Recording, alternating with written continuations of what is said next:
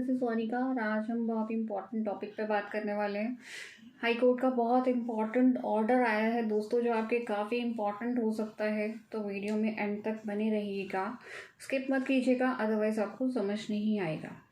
दोस्तों, जैसे मैंने भी बहुत सारे नोटिस रिसीव किए हैं, आपने भी रिसीव किए होंगे ऑडिट के नोटिस। आज हम बात करेंगे ऑडिट के नोटिस जो जुलाई 2017 से स्टार्ट होकर 2021 तक भी आ रहे हैं, 2022 तक भी आ रहे हैं।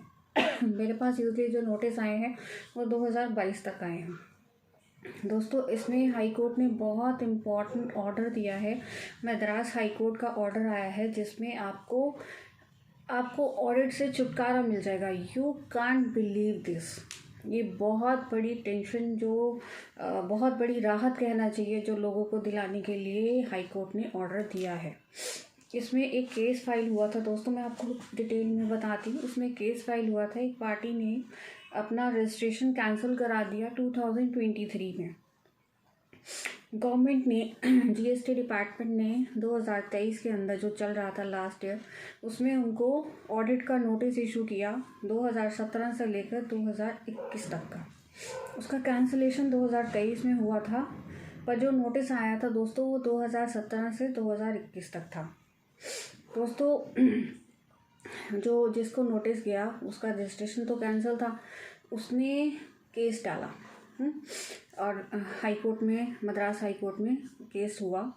तो गवर्नमेंट का ये था कि हम तो जब वो रजिस्ट्रेशन एप्लीकेबल था, जब वो रजिस्ट्रेशन एक्टिव था, हमने उस पीरियड का हमने उनको नोटिस दिया है। तो हाई कोर्ट ने ये ऑर्डर दिया कि जब वो एप्लीकेंट रजिस्टर्ड था तब आपने ऑडिट क्यों नहीं किया। अब वो एप्लीकेंट कैंसिल हो चुका है, मतलब अब आप उसके ऊपर कुछ भी ऑडिट का नोटिस नहीं दे सकते हैं। यू कांट इमेजिन, मतलब एक खुशी की बात है। यानी इसका मतलब जितने डीलर्स कैंसिल हो चुके हैं और उनको ऑडिट का नोटिस आया है 2017 से लेकर 2021 तक का या 22 तक का, ये कैंसिलेशन होने से पहले उनको ऑडिट के नोटिस से छुटकारा मिल गया है। That's really good news. तो गवर्नमेंट जो थी, अब आप समझिए, इतना बड़ा रिलीफ मिला था लोगों को। गवर्नमेंट चुप तो रह नहीं सकती थी। गवर्नमेंट ने आगे से डिले किया, गवर्नमेंट ने आगे रिट पिटीशन डाली। तो आगे क्या ऑर्डर आया वो गवर्नमेंट के फेवर में कि आप उन लोगों को 73 और 74 जो CGST और SGST एक्ट है उसके फेवर में, उसके मतलब अंडर आप उन्हें नोटिस इशू कर सकते हैं, लेकिन आप उन्हें ऑडिट का नोटिस नहीं इशू कर सकते हैं। तो ये जो ऑडिट के नोटिस आ रही हैं वो कैंसल डीलर्स के लिए बिल्कुल भी इनवैलिड हो गए हैं। मतलब आपको उनका रिप्लाई देने की ज़रूरत नहीं है।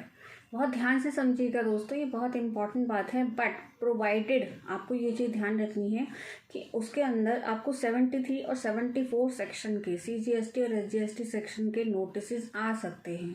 उसके लिए आपको असेसमेंट, मतलब शो कॉज नोटिस इशू हो सकता है।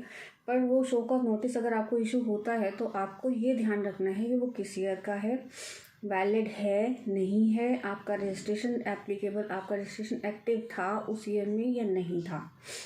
बहुत इंपॉर्टेंट बातें होती हैं जो दोस्तों अक्सर हम जब नोटिस का रिप्लाई करते हैं तो काफ़ी बार भूल जाते हैं। तो ध्यान रखिए, ये बहुत सारी ज़रूरतमंद ध्यान रखने वाली बातें हैं। क्या होता है दोस्तों, जब GST डिपार्टमेंट नोटिस इशू करता है ना, वो क्या करता है, ये तो देखता नहीं है कि वो डीलर एक्टिव है या नहीं है, वो नोटिस इशू कर देता है। जैसे कई नोटिस मेरे पास आए जिनमें से बहुत सारे लोग कैंसल थे, लेकिन उनकी भी असेसमेंट हो गई।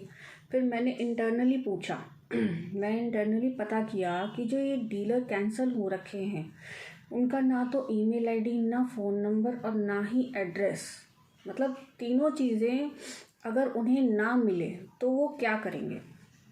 तब डिपार्टमेंट से मुझे पता चला उन लोगों को कुछ भी नहीं किया जाएगा, वो लोगों को छोड़ दिया जाएगा। आप समझे, मतलब मैं बहुत बड़ी बात समझाने की कोशिश कर रही हूँ आपको। जिनके ईमेल आईडी, फ़ोन नंबर्स और जिनके रजिस्ट्रेशन कैंसिल हैं, वो सारे लोग जिनको असेसमेंट के नोटिस आए हैं और उन्होंने कैंसिलेशन करा रखा है, उन सबको छोड़ दिया जाएगा। मतलब ये तो एक बहुत ही अच्छी हैप्पीनेस वाली बात थी, क्योंकि बहुत सारे डीलर्स ने क्या होता है, टैक्स तो ले लिया होता है लेकिन जमा नहीं कराया होता है। तो उस केस में क्या होता है, उनके ऊपर नोटिस, मतलब अब ऑब्वियस सी बात है, जब आपने टैक्स जमा नहीं कराया तो आपके ऊपर इंटरेस्ट भी लगेगा। इंटरेस्ट लगता है तो पेनल्टी के भी चांसेस हैं। और अगर आपने बिल काटे हुए हैं और आपने टैक्स नहीं जमा कराया तो टैक्स की चोरी हो गई।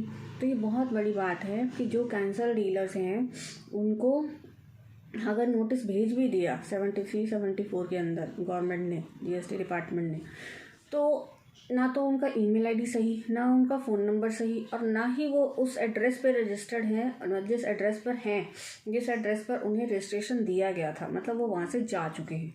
तो वो सारी चीज़ें जो है वो, क्योंकि बहुत सारे दोस्तों नोटिस निकले हैं, तो डिपार्टमेंट कहाँ कहाँ किस किस के पीछे भागेगा, तो वो उन सबको छोड़ दिया जाएगा। बेसिकली उस पर एक्शन नहीं लिया जाएगा, क्योंकि इतनी सारी अपील हैं दोस्तों, इतनी सारी अपील हैं, यू कांट इमेजिन। क्योंकि बहुत सारे डीलर्स कैंसल्ड हैं जिन्होंने 17 में रजिस्ट्रेशन तो कराया था, लेकिन कोविड होने के बाद उन्होंने अपना रजिस्ट्रेशन कैंसिल करवा दिया ड्यू टू कोविड में बहुत सारी तकलीफ़ें हुई थी लोगों को। इसकी वजह से बहुत सारे जीएसटी कैंसिल हुए थे, बहुत सारी जीएसटी में रिटर्न ही फाइल नहीं हुई थी। तो इस वजह से बहुत सारे जीएसटी, अराउंड लाखों जीएसटी जो कैंसिल हुए थे, उसमें बहुत सारे जीएसटी में बिल तो किया गया था लेकिन टैक्स पे नहीं किया गया था। तो आई होप आज को आपकी ये जो मैंने 2 चीज़ें आपको इम्पॉर्टेंट बताई आपको समझ आई होंगी। ये जो हाई कोर्ट का ऑर्डर आया है ये भी बहुत इम्पॉर्टेंट है दोस्तों, तो ध्यान रखिएगा जब भी आप रिप्लाई बनाने लगें। तो जल्दी मिलते हैं दोस्तों नेक्स्ट वीडियो में। Thank you.